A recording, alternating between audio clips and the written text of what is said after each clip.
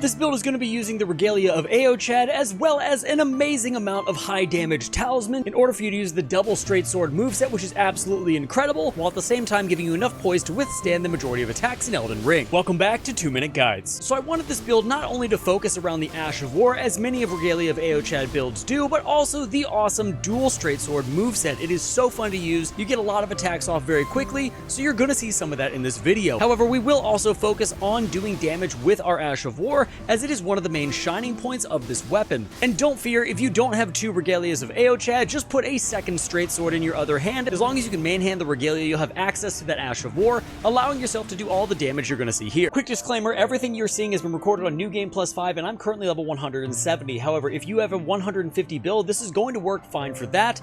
And if you don't have 2 regalias, as I said before, you can use another straight sword and it will work out just fine. So how the build is going to work is you're going to be stacking successive attack talismans as well as charged attack talismans to get not only the most out of the Dancing Blade Ash of War, but also the double straight sword moveset, because you can pile up successive attacks incredibly quickly with that. We are going to have over 56 poise, which means we are going to be able to withstand 1 hit while we're charging up our Dancing Blade, which is going to work out very well for the build. I also wanted to utilize some jump attacks here, which we're going to lean into in a little bit as well. But the build overall performs really well. I love how it feels to play. You can also add a bunch of Dragon Communion incantations if you would like, considering this is an arcane dexterity build, so that is another upside to this build as well. I will say one thing you're going to have to look out for when using this build is the fact that Eochaid's Dancing Blade is chargeable, so there are many different variations of this Ash of War in terms of how long you want it to be out, as well as how much damage you want it to do. Sometimes it's better to charge it all the way up and decimate your enemy, and other times it's better to just put it out really quickly and then catch it again and keep running. Now, as far as the actual build goes, obviously we're using the regalia of Eochaid. You can use the Dragon Communion seal because we're using an arcane build, and if you want to use Dragon Communion incantations and the buffs that we're using, this is just going to be the best seal for you. For your armor, you can wear whatever you want. If you want to focus more on jump attacks, you can use the Raptor's Black Feathers here instead of Haslow's armor. I also, for talismans, have the Shard of Alexander, the Godfrey Icon, the Rottenwing Sword Insignia, and the Claw Talisman. If you want to go heavy into the regalia of Eochaid's Ash of War,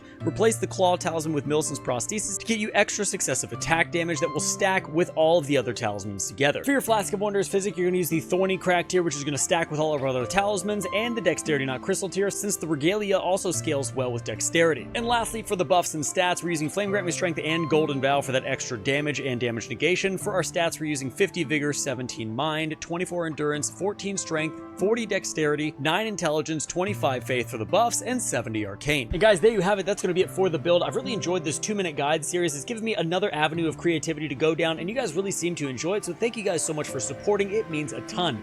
Also, if you're not subscribed or hit the bell notification on your way out, make sure to do that. And if you have any questions about the build, as far as where is anything located, leave it down in the comments below. I'll go ahead and check those daily just to make sure I'm not missing anything. So, with that being said, thank you guys so much. And until next time, stay safe, enjoy the game, and I'll see you in the next one.